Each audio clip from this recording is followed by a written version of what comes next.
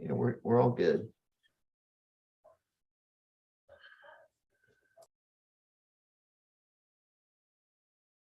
Did we lose Rich? Oh, he's off video.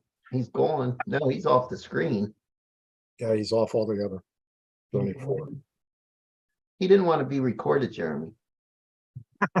He's staying off the grid. Yeah, there's Ned.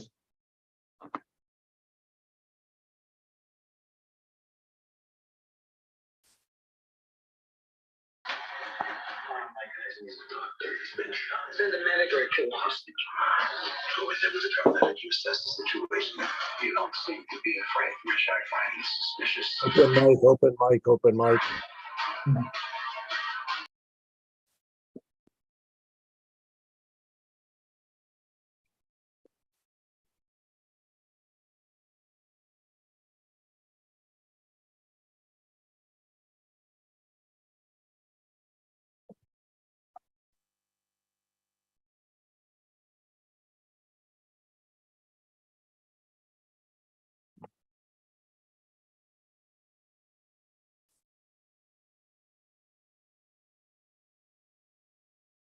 There he is.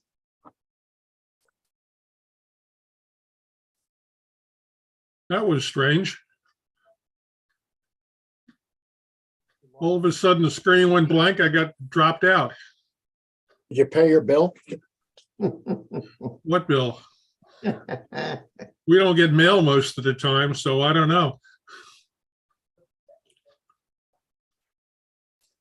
I spent 2 weeks trying to get Comcast digital voice running here with a new modem and everything. It's unbelievable. The first modem I bought out of the box, the digital voice interface didn't work. I had to ship it back. Unbelievable. That's from Netgear. And they're like $350 for the stupid modem, and it doesn't even work. Holy cow. Well, that's your quality control there. Well, they say it's quality control. They don't say whether it's high quality or low quality. I'll just tell you a story real quick. This is We have quality products. But this is Comcast. So I got all of a sudden everything's working. I got digital voice. I got a telephone up and running. I got an internet up and running. It's Thursday morning. All of a sudden it all drops out. It's gone altogether. So to make a long story short, somehow Comcast sent some kind of a reset signal to the modem, which upset the internal parameters. So I think all the way back to Netgear, put in a technical ticket, convince the guy that I know what the hell I'm doing if I could talk to the modem and set the check boxes again so that it does automatic DHCP, I guess it is. Mhm. And finally it came back on. So that's Comcast for you. They had no idea what the hell's going on. Just Yeah, nobody does. I just went around and around with one of the insulin companies. I used the injectable pens, opened up a brand new box, which the list price is $500 on this pack of 5 pens. Put the needle on, which you have to pay extra for. If I were a junkie, they'd give me free needles, but I got to pay extra for the needles on the insulin. Go to dial in the amount and it won't turn. So I call them up. First question is, well, what brand of needles are you using? I tell them, well, they're not authorized. I said, well, that's what they provide me. I said, whether there's a needle on it or not, you should be able to dial in the amount, go round and round, answer all their questions 3 or 4 times, because English is not the primary language of what we're dealing with here. They send me a box with hazmat material in it to send this pen back for analysis. Then the other day, I get a 5-page safety questionnaire for me to fill out. I called them up and I said, I don't work for you. I don't work for free. You want this filled out? You pay me. I said, where's my replacement? They said, oh, you didn't request a replacement. I said, the pack is $500 for 5 pens. I had to send $100 back to you, and you think I didn't ask for a replacement? Why don't you talk to the person whose primary language is not English that you had me speak to? And at this point, the woman gets very upset with me. I said, put in whatever you need to replace the thing. So 24 hours later, I get a call from the pharmacy this morning. Hey, we got pens for you. Wow. Quality control is nowhere. All right, should we get started with the meeting? Sure. Sweet. Get a couple more folks jumping in. So, welcome all. This is the November 2022 meeting of the Mid-Atlantic Amateur Radio Club. I am Jeremy, NQ Club President. So, as we normally do, we will go around with a round of introductions. Rich, KB3VZL, Vice President.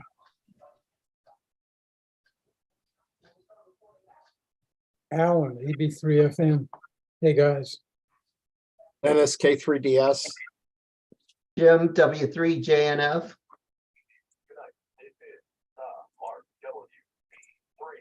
see Fred and I see Ned. All right. Let's see. Treasurer's report. I don't have anything recently from Lou, but there have been no. I guess we did approve the repeater expenditures, so I guess we'll talk about that just next. And membership, I think, is still in the low 80s. That was what I heard. I don't think we have any news since then.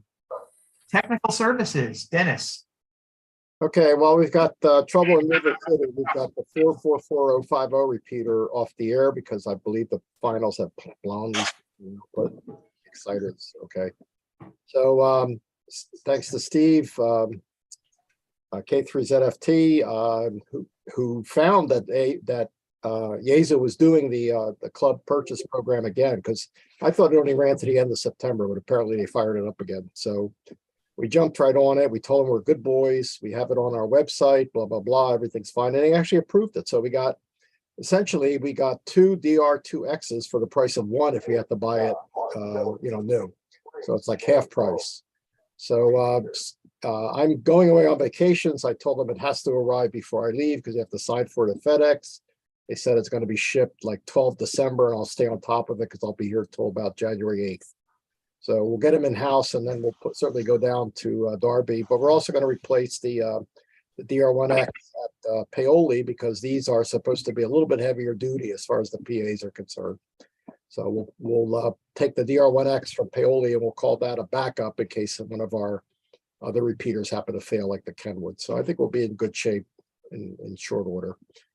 There are problems in 147.36 at Darby, but I'll try to do that all one fell swoop when we go down with the UHF machine back on again. The transmitter is perfectly fine. It's full scale here in Newtown Square. It's just that the receiver seems to be a little bit desensed. Works great when you're standing in front of the cabinet. Not so good when you're like 5-10 miles away. That's it. All right, thanks, Dennis. So hopefully we'll have the new 440 machines back up, maybe in the new year, maybe even a little before that. And then we'll have that DR1X as a backup. And that came in handy because when the old 3.6 died, we used that DR1X to bring that back on the air. And that's the funny thing. That's the one that actually popped its finals. So it goes to show you. It was on with 3.6 for about a year and a half, actually. And then it was on with 44405 for about 6 months. Then it decided not to work anymore. And I was only running it on mid-power because they recommend that it's not going to be a high power continuous duty rig. So fine. So we run it on mid-power, but it's still popped. All right, thanks. Let's talk about the holiday party. Oh, do I have to do it again? I guess I got to do it again. Yeah, change your hat. Yeah, we have 19 people who have signed up for the holiday party. I'll send out one more email blast early next week, as it is a week from this Saturday. Check them with Uno's. They're happy to have us come, et cetera, et cetera. We'll have the back room as we've had before. Good time will be had by all. As you know, the club will pick up about $10 of your due. I mean, actually, we'll pick up whatever the difference is. I'm going to make sure you don't order the lobster. That's the big thing. Try to hold the venue down to $20 or less, and then the club will pick up $10 of it. So good deal all the way around. We'll see what happens. There's no presidential surf and turf. No, only for the guy who arranged the holiday party. All right, thanks, Dennis. So let's see. How about public service? I don't see Bob here, but spoiler alert, we have a new public service chair coming in for next year. Jim, did you want to say anything about recent events? Well, the most recent event was the Vietnam Memorial at the Norristown Farm Park. And it was a good time had by all. We had a nice turnout. It was a beautiful day. So it wasn't freezing like it has been in past years. So we had a great time there. They're going to switch that to March next year. So it's going to be a little earlier next year. That may even be the first event. I haven't had my actual turnover meeting with Bob yet, but I think that may be the first event in March if it pans out with them. Yeah, I suspect it will be because we don't have anything that early because we have the Memorial Day parade, which is in late May. And I think the MS events have been combined together. And the Penn Win is usually sometime in April. Right. So that'll be the kickoff. So that's looking forward to that. We had a great time last year. Some of the events were very sparsely attended, I guess I'll say. So I'm going to try to figure a way to get more people out, even involve other clubs if we have to get volunteers, because the one event, the Radnor run was we had 3 people. I mean, that was embarrassing. Let me put it that way. Yeah, especially for that course. Right.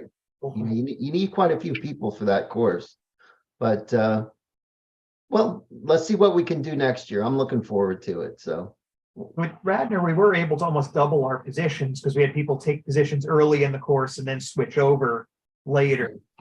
That helped a little bit in terms of leveraging where we were. Right, and we did have a lot of help from the police. They blocked off a bunch of the major intersections, so it worked out well. Everybody was very nice, and it turned out, I think, very well. So I mean, really, the police should be blocking off the roads. We shouldn't be in the business of controlling traffic. Right, especially some of those roads, they're quite busy. Conestoga did, and we got the mainline drivers who, God forbid you'd stand in their way. right.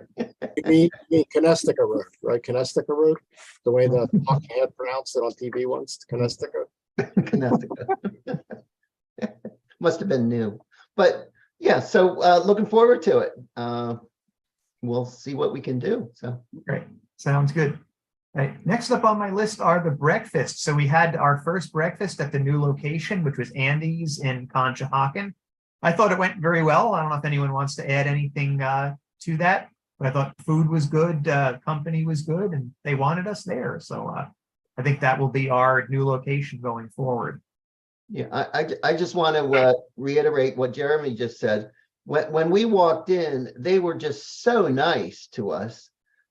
We didn't know how many people were coming. They put us in a location with only 4 people, but when they found out we had more, I mean, they jumped up and moved us over. Everybody was smiling and happy.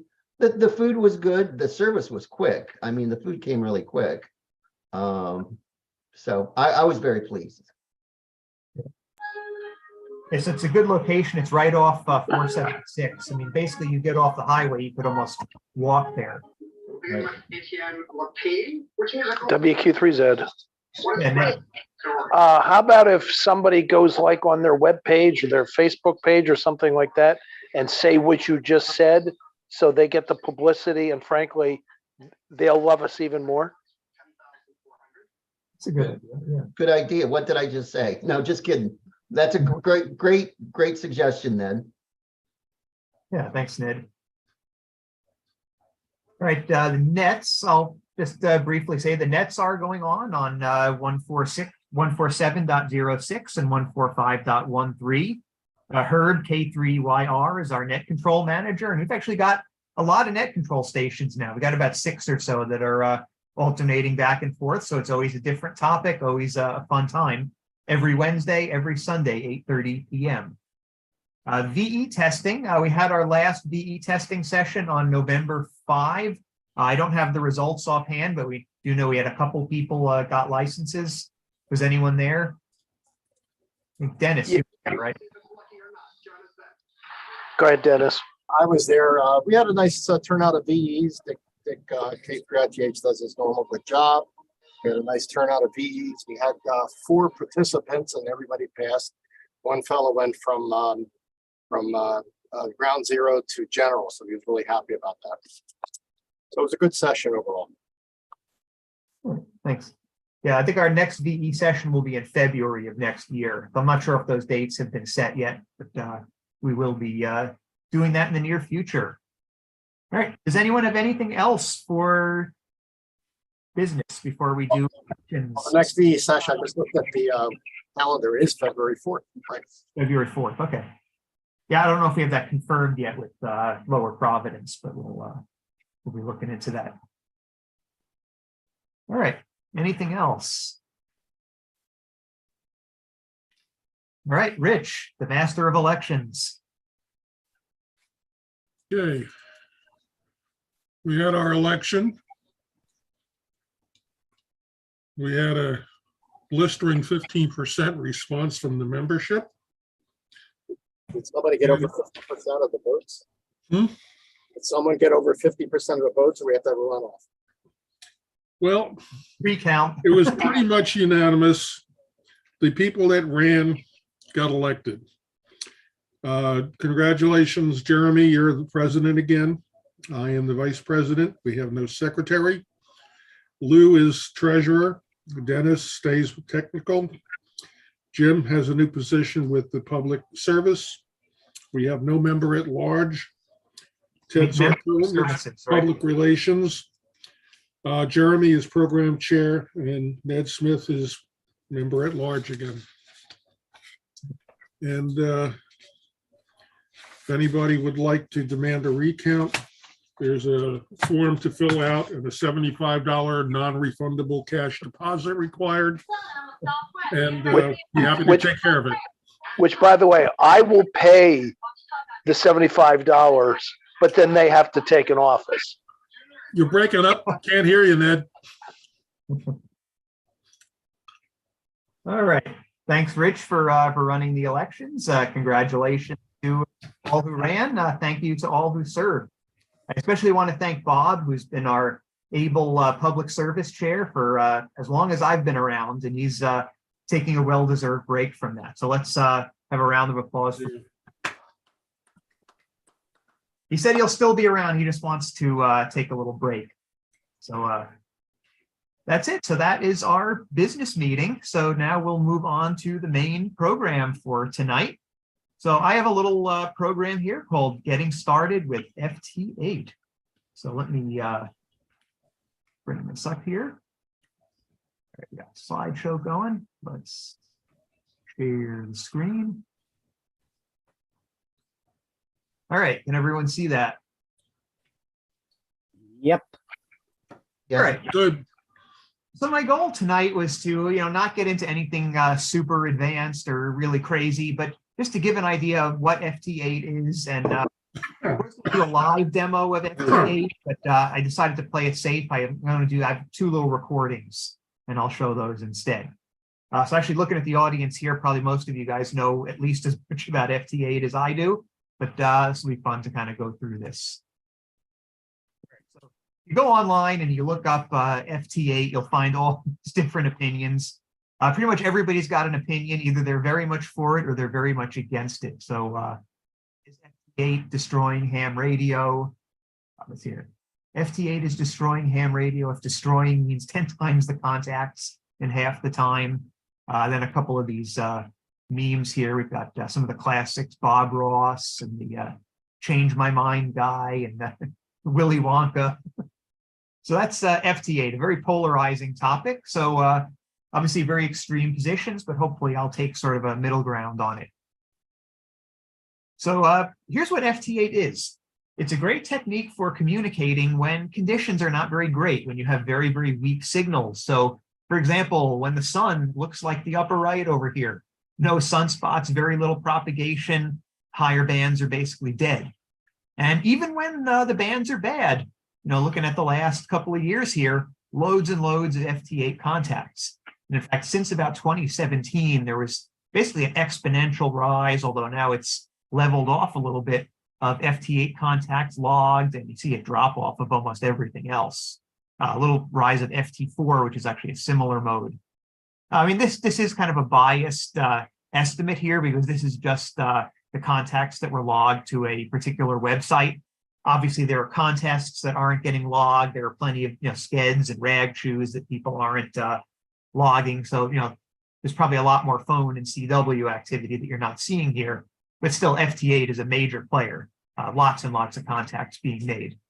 So some have said that FT8 is the death of ham radio, but then again, Spark Ops said that about CW, and CW Ops said that about AM. AM operators said that about sideband, and it was said about RTTY, SSTV, repeaters, packet, APRS. So as Mark Twain said, reports of my death have been greatly exaggerated. So what is FT8? So first up, it's a sound card digital mode. So digital means that it's modulation using discrete signals. You could think of them as zeros and ones or something like that, as opposed to analog. So like standard single sideband or analog FM uses continuously varying signals. This uses digital. So digital has some advantages in terms of having higher readability. Up to a point, they have the so-called digital cliff. And you go over that, and basically your reception goes to zero almost instantly. But that's the idea of a digital mode. And it's called a sound card mode because the modulation is made by taking audio from a computer, basically the sound card of a computer, and you superimpose that atop the RF carrier. And this is something known as frequency shift keying, or FSK, where the idea is you're using that audio signal to shift the frequency that you are transmitting. It's also described as a weak signal mode, and that means that it's designed, as the name implies, for cases where the signal to noise ratio is less than 1. So basically cases where phone is unintelligible, right? Where you're listening over the static and you just hear a little bit of audio sort of breaking through and you can't quite copy it. Well, that's where these weak signal modes, things like CW and FT8, really come in. So the way that we express the signal to noise ratio is in something called decibels, where 10 decibels represents a factor of 10. So if something goes up by 10 decibels, that means it's 10 times louder or 10 times stronger. Goes down by 10 decibels, that's 10 times weaker. So nominally, if you had a signal to noise ratio of negative 10 dB, that would be a signal that is 1/10 of the noise level. As far as the naming, FT stands for Frank Taylor. That's the algorithm that's used to modulate the signal. And the 8 means that it's something called 8 FSK, which is frequency shift keying that actually uses 8 different tones. And I'll explain that in the next couple of slides. So the background here is that these are all what are known as WSJT modes. So they're named after Joe Taylor, K1JT.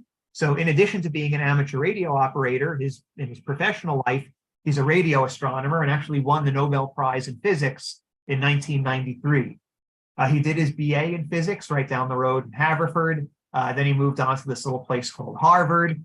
And after that, he was a professor at UMass Amherst and later on at Princeton. Currently, he's retired, but he's still quite active. So the Nobel Prize that he won was for radio studies of a binary pulsar, which he did with Russell Hulse. So it's a little picture that you see here on the lower right. These are neutron stars. These are the collapsed cores of very massive stars that have undergone supernovas, and they're orbiting around one another. So they're extremely dense, they're extremely hot, and they orbit in a very, very close orbit. Now, what these have are very strong magnetic fields, and that creates these very, very strong beacons, almost like a lighthouse. And every time this neutron star spins around, essentially the lighthouse, if you will, that little beam which is coming out of the pole actually intercepts the Earth. So what we see when we look at it is sort of a bright flash, and then a bright flash, and then a bright flash, and it pulses at very regular intervals. So these are known as pulsars. There are thousands of pulsars that are known, at 1,500 or so the last time I checked, but this is very rare. This is a binary pulsar, 2 of them actually orbiting each other in a very close orbit.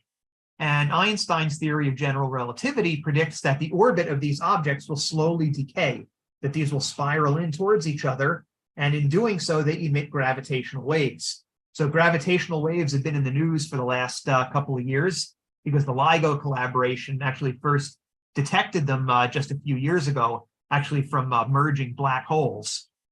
So gravitational waves were believed for 100 years to be emitted by these objects, but they were never directly observed until 2015. But we kind of knew that they already existed, because Hulse and Taylor did a study of this binary pulsar, and they showed that the orbit was getting smaller and smaller with time, and the orbit was degrading at exactly the rate that was predicted by the emission of gravitational waves. So even though we didn't see the gravitational waves, we knew they were there, right? It's just like, if you check in the cash register and every time you look, there's $50 missing, you know that somebody's taking $50 every time. So kind of the same idea there. We can add up the energy in the system just from analyzing the orbit, and you can figure out how much of it disappeared. And it turns out it's precisely what was predicted by Einstein back in 1916 or so. So, the dirty little secret is that we knew that the gravitational waves existed. We knew they were there, but we hadn't actually detected them. So anyway, the moral of that story is that Joe Taylor has a lot of experience in radio astronomy, and in particular dealing with very, very weak signals from radio emitting objects. So he kind of parlayed this into amateur radio and developed a bunch of these modes, which he called weak signal Joe Taylor modes, or WSJT. And these are designed for things like Earth, Moon, Earth, meteor scatter, things like tropospheric effects, these sort of spontaneous tropospheric effects where you can get these short-term openings of propagation. And these techniques, the claim is that they can work at more than -20 decibels, which means 100 times lower than the noise floor, which, like for phone, you wouldn't even know there's a signal there. You would just hear static. You wouldn't even know that it's there. But with these modes, you can have reliable communication. So a little under the hood, this is probably the most technical slide here. So what is FT8? It's 6 1/4 baud. It's 8 FSK, so it's frequency shift keying. It's 8 tones that are 6 1/4 hertz apart. So if you multiply 8 by 6 1/4, the bandwidth of this signal is 50 hertz. Compare that to a typical sideband signal, which is like 2 to 3 kilohertz, so 2,000 or 3,000 hertz. This is a very narrow signal. That's what it looks like on the waterfall, but I'll show you some more waterfalls in just a couple of minutes. So the claim is that it works to a signal to noise ratio of -20 to -24 decibels. So that's about 100 to 300 times below the noise floor. And the thing about these modes is they're based on a clock. This is, the old Roman war movies, with the guys rowing the ship and there's the guy beating on the drum. And if you fall behind, they throw you overboard and put the next guy in. It works a little like that. There's a drum that's beating every 15 seconds and everything is synchronized. So all the transmissions are synchronized on this 15-second clock. So the way that it works is you transmit for about 12.5 seconds. Then there's about 2.5 seconds of silence, and then the cycle repeats.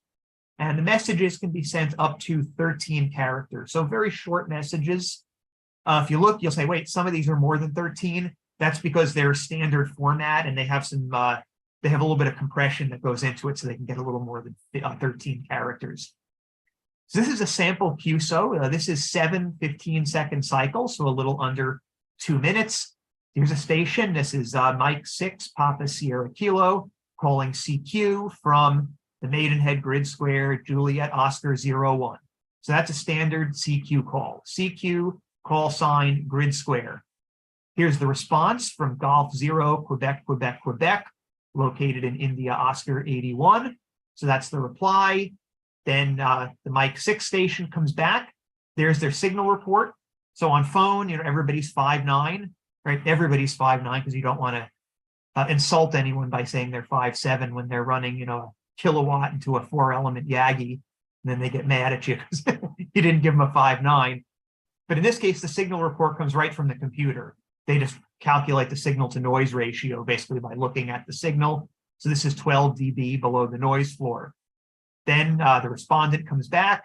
This is their signal received -8 dB, so a little bit stronger.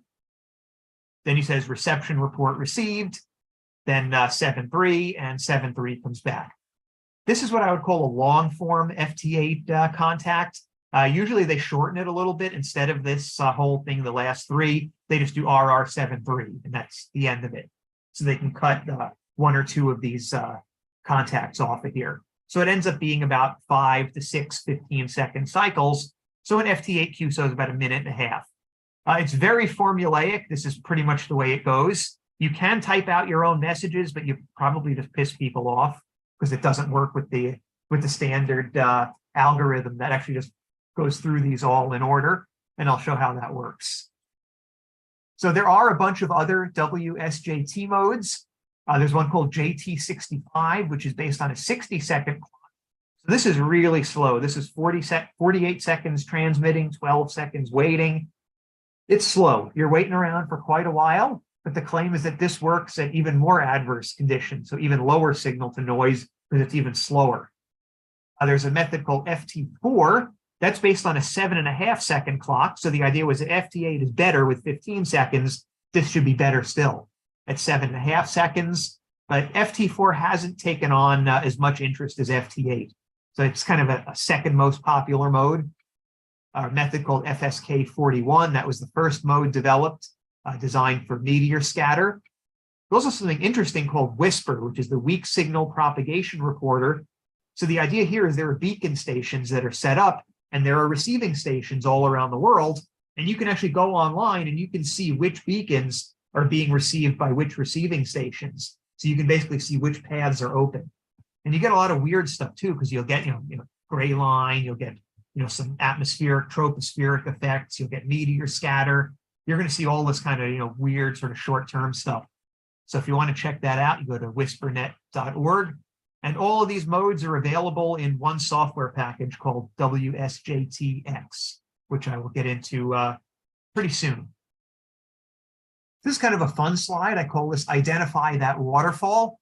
So the waterfall plot in the y-axis here is time, and the x-axis is frequency. So the first one, probably the most familiar one, is CW. So in CW, you basically stay on the same frequency, or a little sort of range of frequencies. That's the width of the signal. And it goes on, off, on, off, on, off, on, off, right? That's Morse code. Then we've got RTTY, which is probably the granddaddy of the digital modes. This is a little bit different because you actually have two frequencies called MARC and space. So instead of the signal going on and off, you're actually jumping back and forth between these two frequencies very rapidly. So RTTY has a 100% duty cycle. Since you're always transmitting, it's just a question of which side are you transmitting on the MARC or on the space, which you can think of as like zeros and ones. And this is very fast, so it's just kind of all blurred together. Here's FT8. So FT8 looks sort of like a hybrid of the two before. It's actually 8 different tones. So you can see that we're going back and forth between 8 different frequencies. And it's quite a bit slower, right? So the rate is maybe similar to CW, maybe a little faster, but a lot slower than RTTY. So you're not sending much data, but of course that's the trade-off, right? If you want to send a lot of data, you need to use a lot more bandwidth and you need a stronger signal to be copied. If you're sending a lot slower, you can copy under much worse conditions, right? This is why on phone you repeat things over and over. This is why we use the phonetic alphabet. You slow things down so they can be copied at more adverse conditions or lower signal to noise ratio. Over here we have packet. So packet, number of different frequencies, a lot of stuff happening. So this is a fairly high baud rate. I'm actually not sure what that is. That might be like 1200 baud or something like that. So probably a higher, maybe even higher than that. So that's what packet looks like. And this here, I thought this is an interesting one. This is Olivia. If you've ever heard this one, it almost sounds like a bird singing. It's a very musical mode. And you can see that because there's a lot of different frequencies and it's going back and forth. It almost sounds like a bird singing. Whereas the rest of these, they sound like your modem, when you dialed up AOL in the old days, when you got the beep, beep, they sound a little like that. But FT8 has a distinctive sound too, and we'll hear that in the recordings.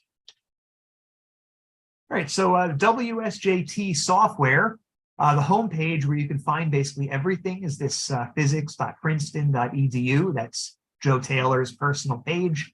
So you can download the software, a whole bunch of other things. There's a nice page here called FT8 operating tips. This was put together by an FT8 user. It's actually quite a bit more detailed than what I'll do tonight. So if you want to set up FT8, read this. It has all sorts of hints about setting audio levels and troubleshooting equipment, much more comprehensive than what I'll do here. So each HF band has standard FT8 frequencies, and pretty much all FT8 activity within the band takes place in about a 2 to 3 kilohertz window, which is basically one single sideband signal. So you imagine like on field day, you're tuning up and down the band. Any one of those single sideband signals is equivalent to all of the FT8 activity on that band. And here we've got at least a couple dozen stations going back and forth here. So there's one 15-second shot clock. There's another 15-second shot clock there.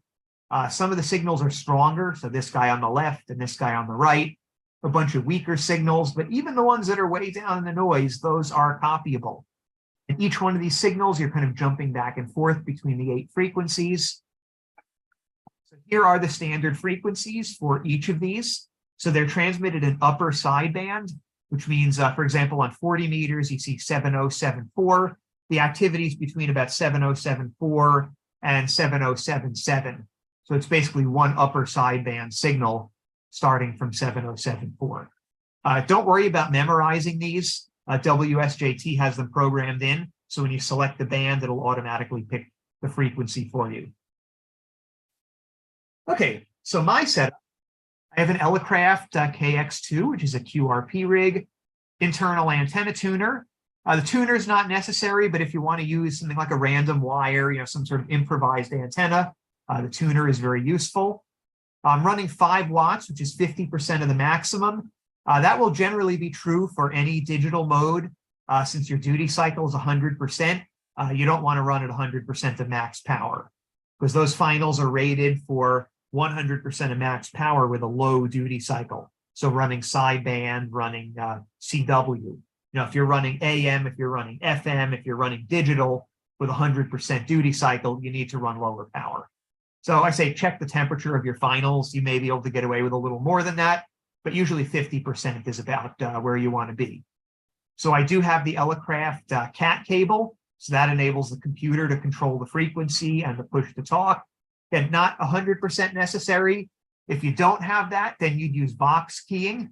So when the computer sends the sound, it keys up the transmitter, and then you'd have to change frequencies manually. But if you have CAT control, it does it pretty well. So what I'm using here is a 40-foot indoor random wire on 40 meters. That's a pretty short antenna, and it's indoor. I would say it's at a moderate to high RF noise environment. This is like death if you're trying to do phone. You're not going to get much of a signal out at all with this, and you're not going to hear much either, just because the noise level is so high. On the computing side, a Windows 10 laptop. I have this little Sabrent USB sound card. I don't have it in front of me, but it's basically a little box about that big, hooks into one of the USB ports on the computer. And this is preferable to using the onboard sound for one reason, because you have little outlets that you can control directly.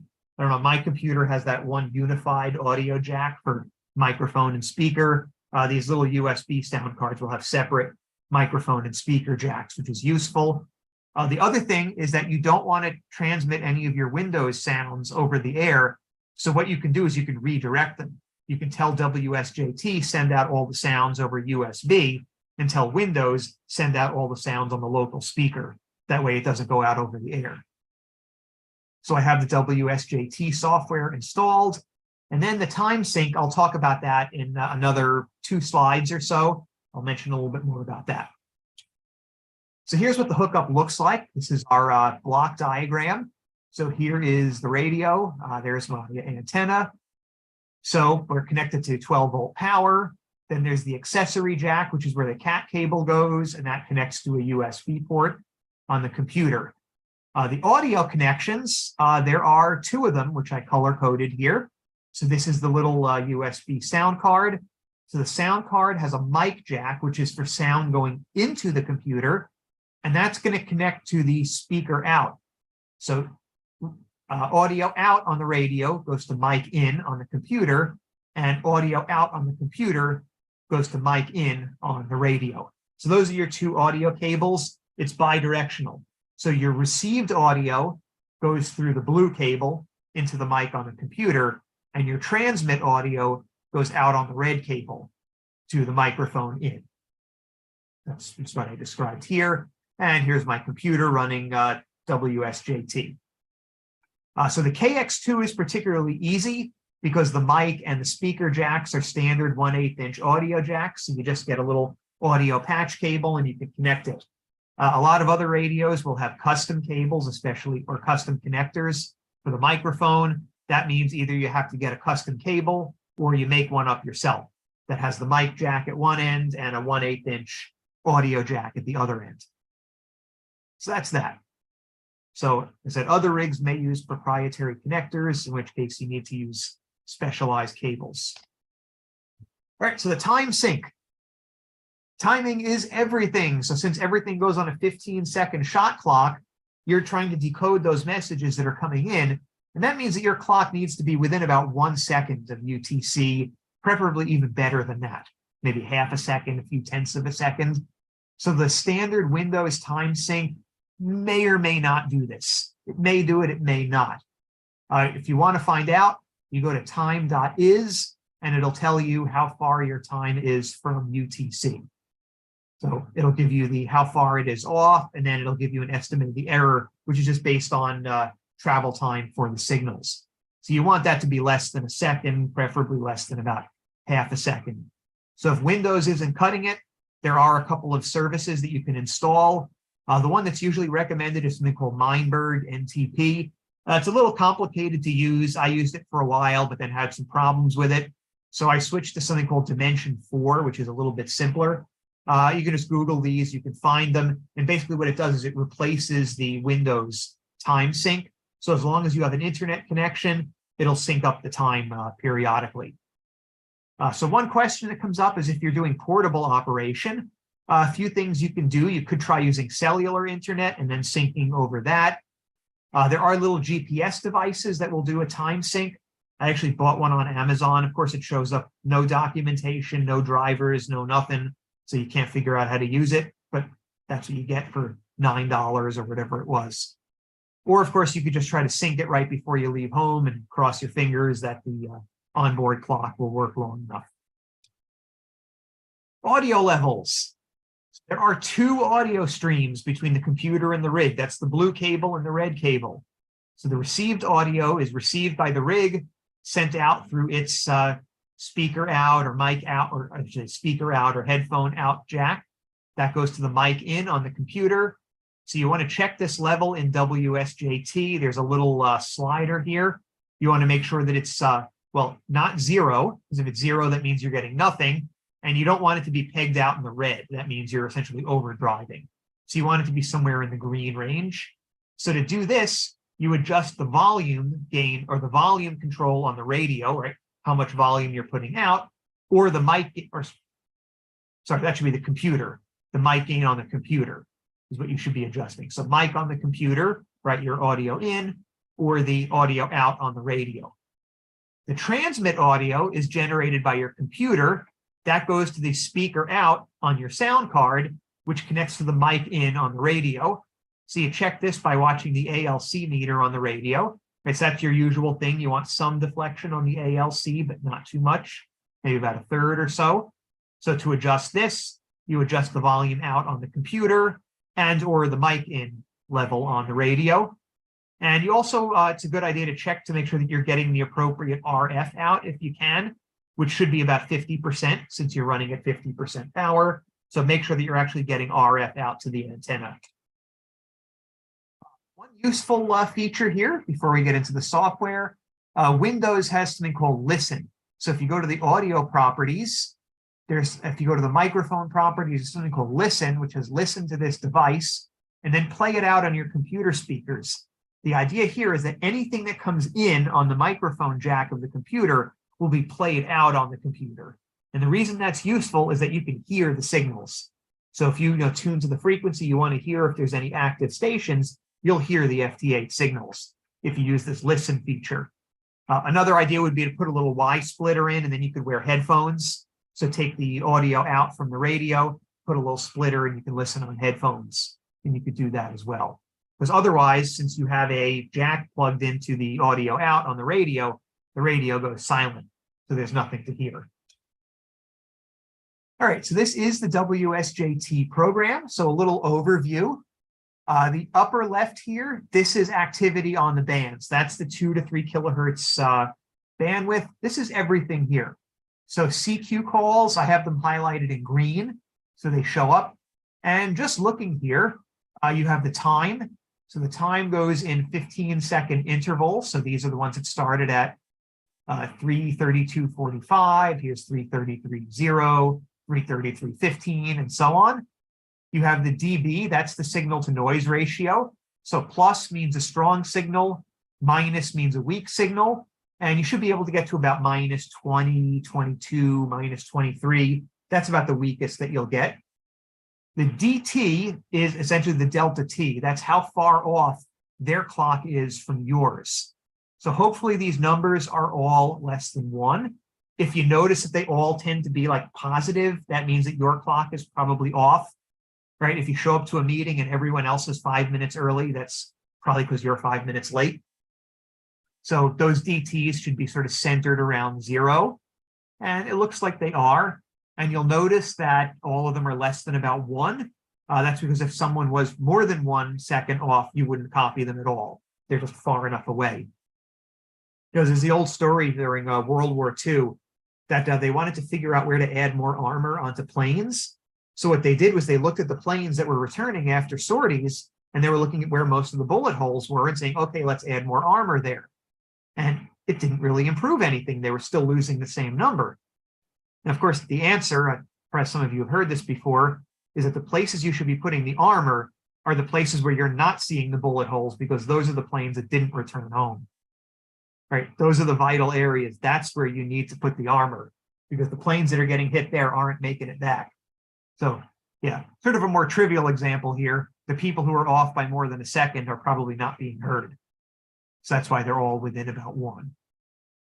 So then there's the frequency, and I'll explain what that means. It's basically how far off you are from 7074, right? So that's essentially the audio offset, or the center of it. And then there's the message. So what's interesting is just looking at this, in 30 seconds, I hear K4, I've got a K5, I've got Bosnia, I've got a Yankee Yankee, I think that's Venezuela. I've got a Kilo 4, I've got the Dominican Republic, Whiskey 4, I've got a K2, I've got a N1, Slovenia, another 4, I've got Spain, DJ, I think that's Germany, Kilo 7 on the West Coast, Kilo 2, November 2, Kilo 4, Whiskey 0, November 1. Yeah, we got another, there's a CQ call, and there's a VE3, so Canadian. So we've right away got about 5 or 6 different countries here represented just in 30 seconds. And those are all coming in at the same time. So that's the upper left.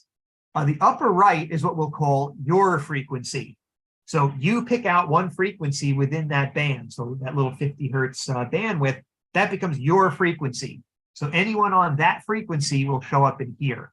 So in practice, the way that it would work is if I find a station that I want to respond to, so if I wanted to respond, say, to W5AJ here, I would double click on their name, and then 1730 would become my frequency.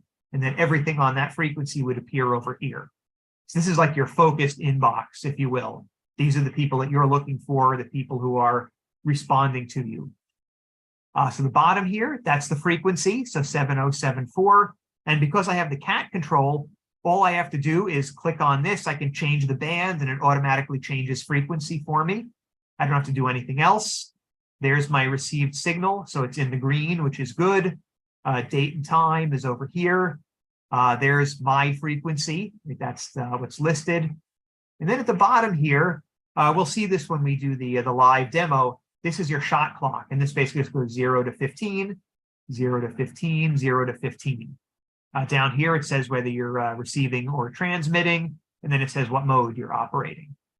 So that is the home screen. This is what's called the wide graph. So this is the waterfall display. And what we can see here is a bunch of different FT8 signals. So again, 7074 is down here at 0. So then we have an upper sideband signal, which sort of stretches up about 2 to 3 kilohertz from 7074. So this essentially represents the audio frequency, which is being added by the sound card to the RF frequency. So we see a bunch of signals here, and you can see the 15-second clock. So generally the way it works is somebody calls, then they listen for 15 seconds. They call, they listen, they call, they listen, they call, they listen. So this could be an ongoing QSO, or it could be someone calling CQ over and over again. So a little bit about the settings. I don't want to spend too much time on this, but you go to File, Settings, you put in your call sign, you put in your grid square. Then there's some preferences here. That's just the behavior, so you can play around with those.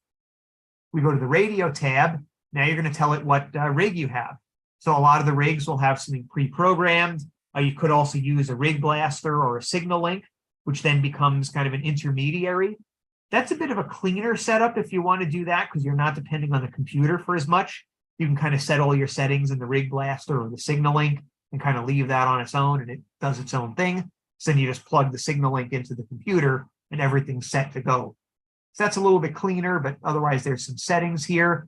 If you don't know what to do with these, best bet is Google FT8 and your radio name, and you'll probably find someone who'll tell you what settings to use here, the baud rate and all these split modes and all of that. A little bit of quick troubleshooting. If you're not decoding anything, make sure you're getting signals. So can you hear the signals? That's where the listen comes in. Can you hear the FT8 signals coming through? If you hear nothing, maybe the band's dead. Try another band. Maybe you need to tune your antenna. Is the antenna connected? Do the idiot check. Right? Check that your rig is set correctly, that the frequency and mode is what you think it is. So some obvious things like that. If you're hearing FT8 but not decoding, you want to check your rig settings, check your audio settings, make sure the mode is set to FT8, you're not trying to decode something else. Can you see anything in the waterfall? Check the received level. Make sure the received level is in the green, right? It's not pegged out to the red, it's not down into the zero. And if necessary, adjust the audio settings on your radio or on the computer. Make sure that little monitor button is enabled, otherwise you're not going to decode anything. And finally, check your computer's time. If you're hearing, beautiful FT8 signals, but you're not decoding anything, it could be that you're off by more than a second. And that's why. And you'll see that because if you hear the signals come on and go off, and it's not synchronized with that shot clock, that means your time is off. Again, you can check that. If you're hearing stuff, if you're decoding, but nobody's responding, if you're calling CQ and nobody's answering, or you're calling people and no one's responding, make sure you're sending out RF. So check your ALC, check your SWR, check your RF output. Make sure you're putting something out into the air. Make sure that you're actually transmitting on the radio, whether you're using push to talk or whether you're using Vox. Make sure your radio actually goes into transmit. You might need to adjust your audio out. Maybe they just can't hear you, especially if their signal is coming in weak. Maybe your signal's coming in weaker to them because they might be running, 1,000 watts into a Yagi and you're running 5 watts into a spaghetti noodle, right? So your signal is going to be a lot weaker than theirs. So maybe try to work somebody else. Sometimes nobody's home. Somebody sets a CQ running and then walks away. And in one of the recordings, I'll show I'm guilty of that. I didn't catch somebody right away and I sent CQ another couple of times before responding. Finally, you could be getting clobbered by another station who's transmitting at the same time as you on the same channel who's really strong. So you could just stop transmitting for a while, check the waterfall, see if there's somebody really strong. You could switch to another frequency so you're not getting clobbered by that guy, or just wait for that guy to finish up. All right, so that was my presentation. Now I have some live demos. Anyone have any questions so far?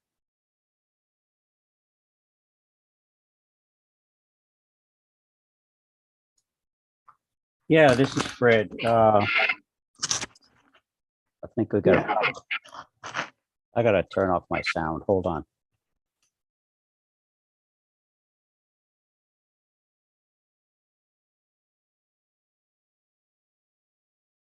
Right, did you have a question? Okay, one of my problems is the I have my AC log connected, and so the frequency shows up in AC log properly, but there is a way of having the contact show up in AC log, and So I'm just using a cat cable going from the transmitter to the computer.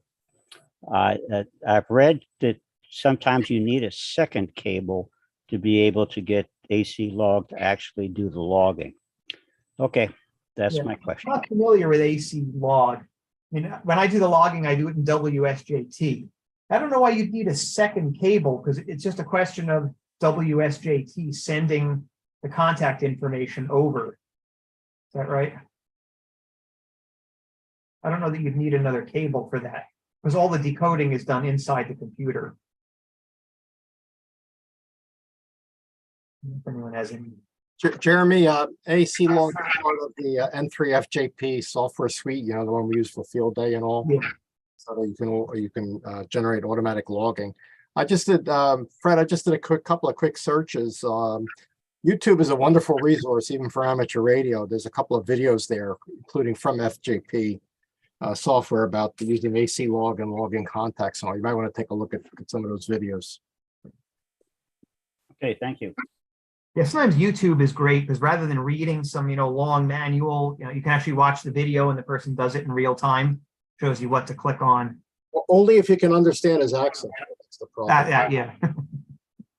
But if they share the screen, you can just watch the cursor move around. So that was my idea here with sharing these. Let's stop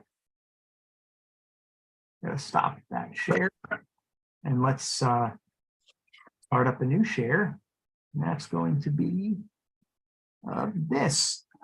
So I made two recordings, about 5 minutes or so each. So let's get this started. So here is the WSJT screen. I just want to make it a little bigger for myself.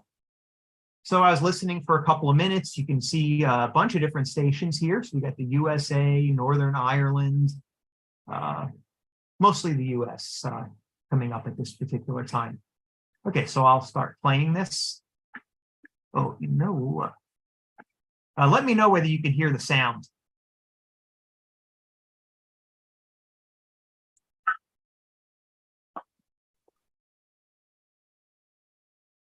Nothing yet.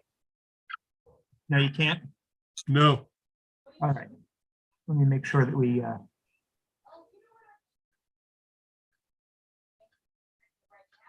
I got to share sound, that's why. Okay. Should work now. Can you hear that? Yes.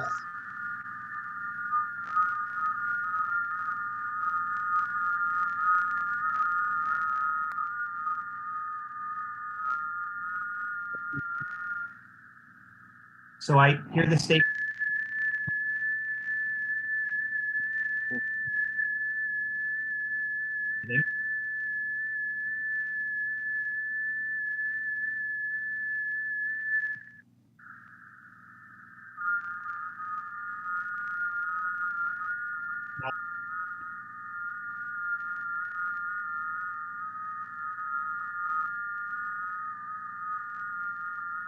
It's got a response. That's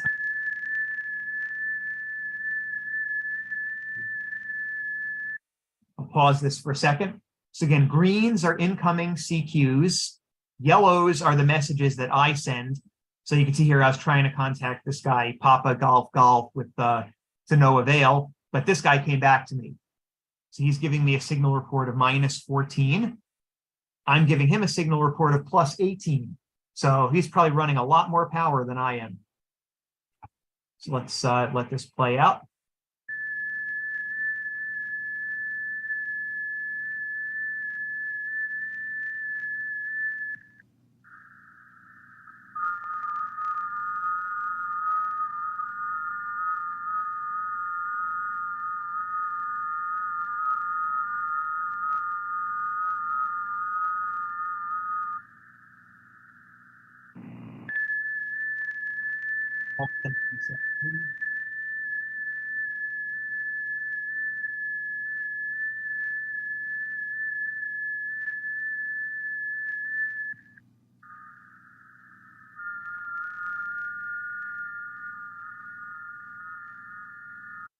So there we go. That's an FT8 contact.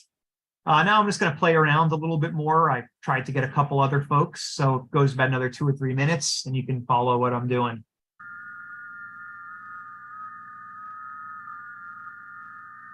So I'm watching. That's the same guy again. Same.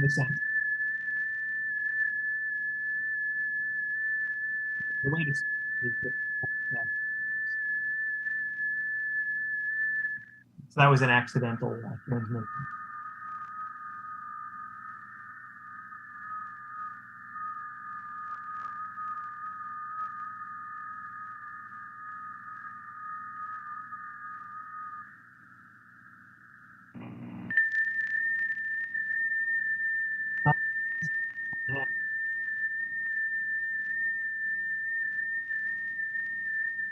We go to Northern Ireland.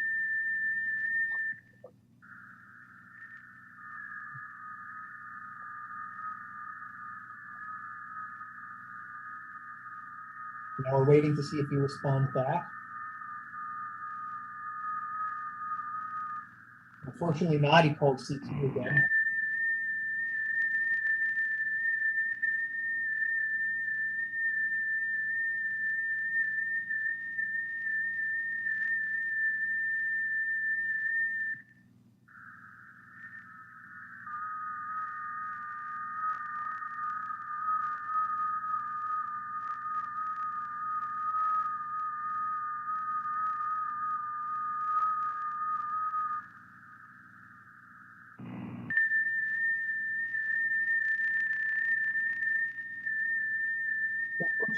But it's good to try one more time.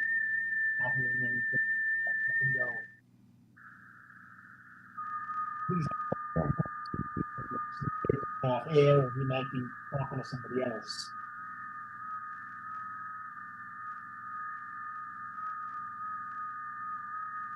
Yeah, if there's somebody else responding.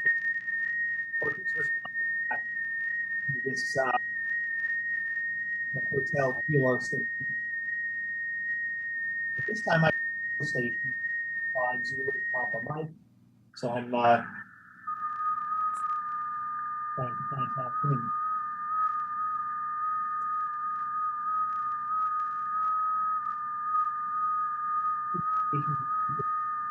-22, so I didn't have much hope. Figure that out. See what happens.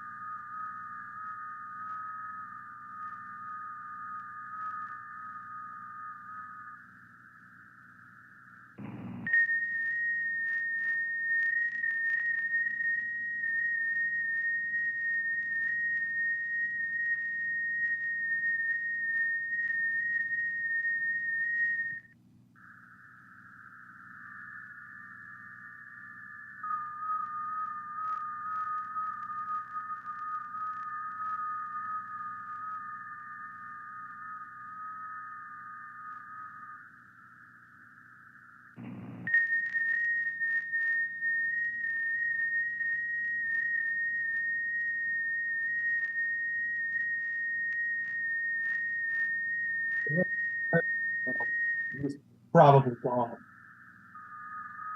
I think I just try one more time to listen in and see if anything comes back.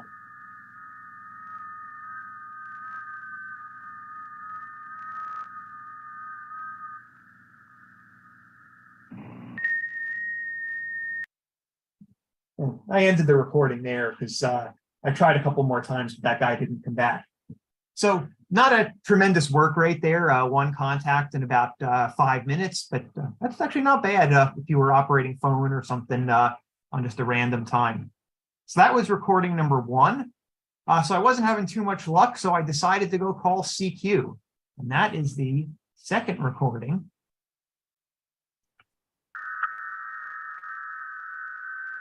Maybe a little explanation here. When I respond to someone, why does this show up here? there's this sequence of messages that you see here.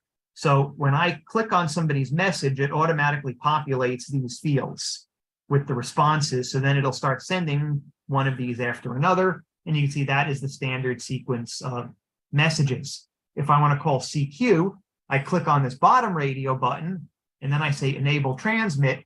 And then on the next cycle, it's going to send out a CQ. So I had been calling a couple of times here before, but I'm going to start up again.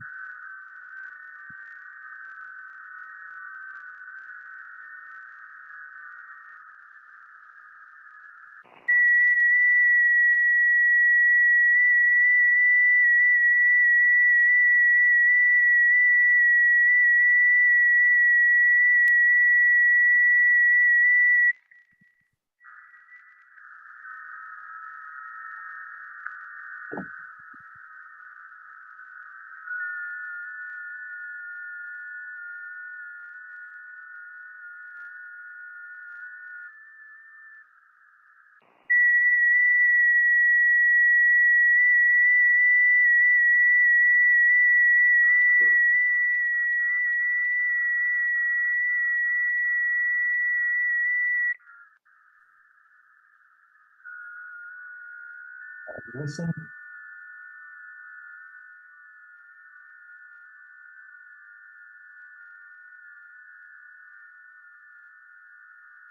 I just got a response. Now, the confession is I actually walked away. I was working on email or something. I didn't notice this right away.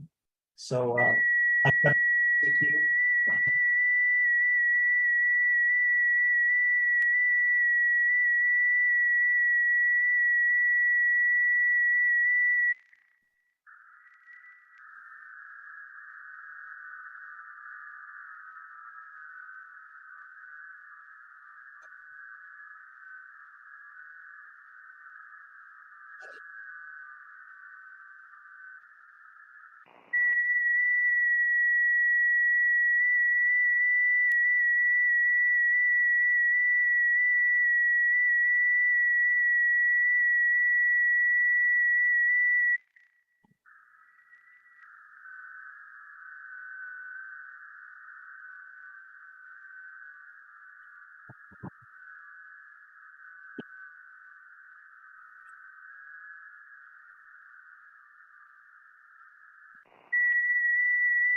Finally got it.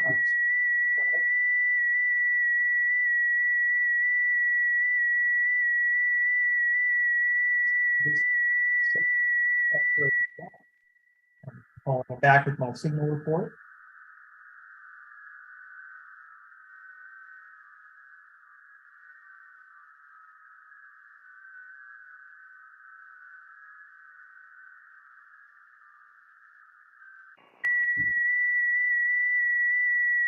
Leaving it up that time, so send it again.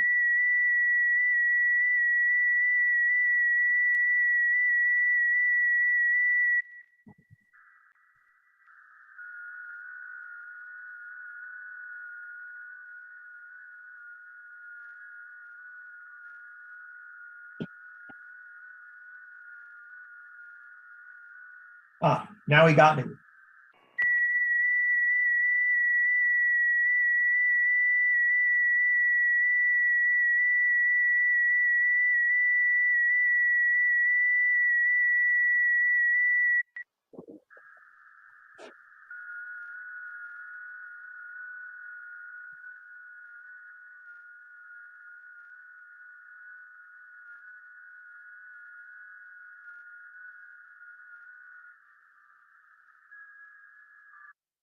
So that's a contact. So despite my best efforts, I succeeded. So I called CQ. This station responded back to me. I didn't notice it right away, so I kept calling CQ. Then I realized it. I called him. I guess he didn't realize it right away until then he came back. And then we do the RR 7373 and we're done. So that's a contact right there. So you'll notice I copied him at plus 14 dB. He copied me at minus 14 dB. So that's almost 30 decibels, about a factor of 1,000 difference. So he's probably running a way better antenna, probably significantly higher power.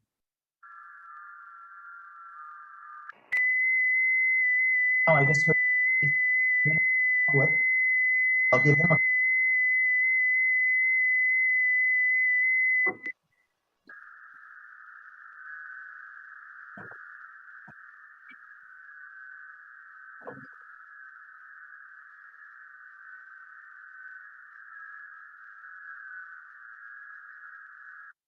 And you see there, someone else beat me to the punch. See, this is this 9 alpha station calling HI3A. So somebody else beat me to it. So that was, I think, yeah.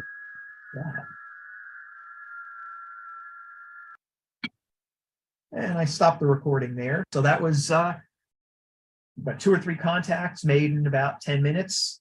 Not a very impressive work rate, but for an antenna that would have been impossible to do pretty much anything else on, not too bad. And that was like 11:30 at night on 40 meters. So that's basically my presentation. Hopefully that gives you a little introduction to FT8. And if you haven't done it before, maybe this will light the fire under you to give it a try. Thank you, Jeremy. That was very good. All right, thanks. Got a couple of quick comments, though. Somebody put me on to some activity on FT8 on 6 meters of all things, and my TS590 will do 6. Now, I only have a 6, 2, and 440 vertical, so it's not much of a 6 meter antenna at all. But I'm up to, I think last count, 28 states at the moment. So I'm going to see how many I can work with my stupid antenna and the TS590. So going back to FT8, it's a wonderful mode.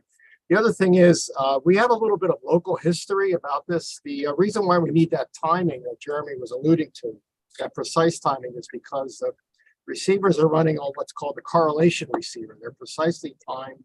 They turn on at a certain time. They integrate over this rather long period of time and make a decision at the end of the interval for what bit was being transmitted. So in the late 80s, I got hold of a group that was trying to do that for essentially packet at the time, audio frequency shift keying packet. The idea of trying to integrate this newfangled thing called the internet and internet timing, so that we can have correlation receivers running on the packet, which would give us much bigger range. Can you let me share the screen, Jeremy? Yeah, you should be able to share. Okay. So I want to put a little local flavor on this. If you can see this, this is the webpage of a fellow by the name of David Bills. He's a prof at the University of Delaware, right down the road. His call is his QSL cards right here, W38CF. I met him in the late 80s, and we were trying as a local group to do this thing of correlation receiver over packet. He has gone on. He's a fellow of the IEEE. He's a fellow of the American of ACM, American, whatever ACM stands for.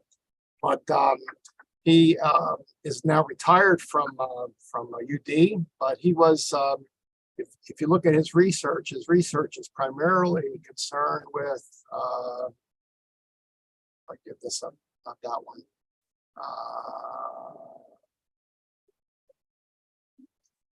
Essentially timekeeping on the internet, trying to get things synchronized. That actually he was one of the moving factors that tried to get the internet timing straightened out, so you can actually communicate over very long distances.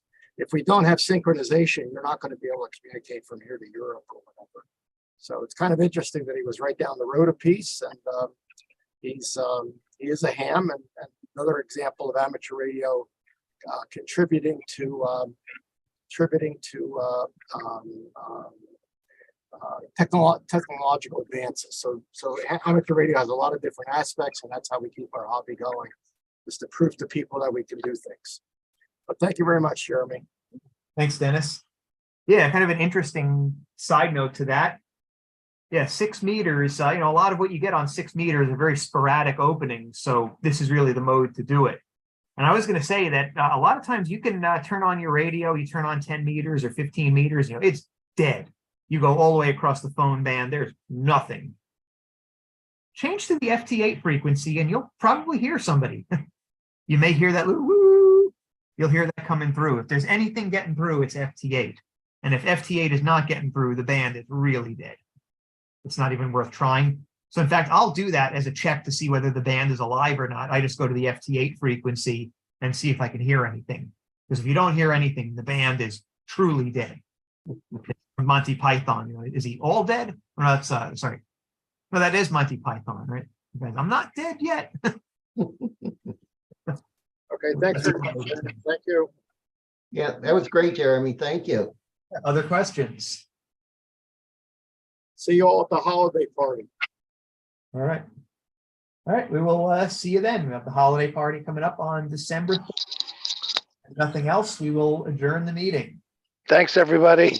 Thank Good night, you. Thanks, all. Jeremy. Peace and blessings. Happy Thanksgiving. Happy You too. Thanksgiving. Happy. Take care, Ned, Rich, Jim. We'll talk to you on the net tomorrow night. All right. All righty. Thank you. All right. I'll see you.